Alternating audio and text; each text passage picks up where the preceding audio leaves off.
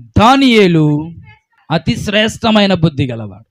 శ్రేష్టమైన బుద్ధి అంటే మంచి బుద్ధి. హల్లెలూయా. ఏ బుద్ధి? మంచి బుద్ధి. దేవుని కార్యాల పట్ల, దేవుని పట్ల మంచి బుద్ధి కలిగి ఉన్నవాడు. హల్లెలూయా. దానియేలుది కుళ్ళు బుద్ధి కాదు. దానియేలుది అసూయపడే బుద్ధి కాదు. దానియేలుది క్రోధముతో నిండిన, అసూయతో నిండిన, మదముతో నిండిన అలాంటి బుద్ధి కాదు. దానియేలుది శ్రేష్టమైన, అతి శ్రేష్టమైన మంచి బుద్ధి కలిగి దేవుణ్ణి ఆరాధించేవాడు. హల్లెలూయా. ఈనాడు ఆరాధిస్తారు కానీ భర్తకు భార్యకు ఏముండదు, సమాధానం ఉండదు. భర్త భార్య ఒకరంటే ఒకరికి కోపం, ఒకరంటే ఒకరికి అసూయ.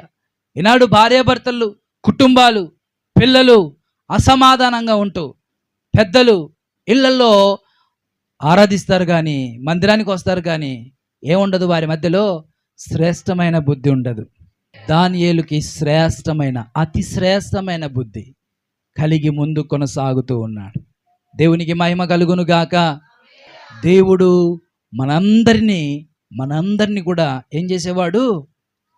ప్రేమించేవాడు. కాబట్టి ఆయన పట్ల మనం ఏం కలిగి ఉండాలి? అతి శ్రేష్టమైన బుద్ధితో ఆరాధించాలి.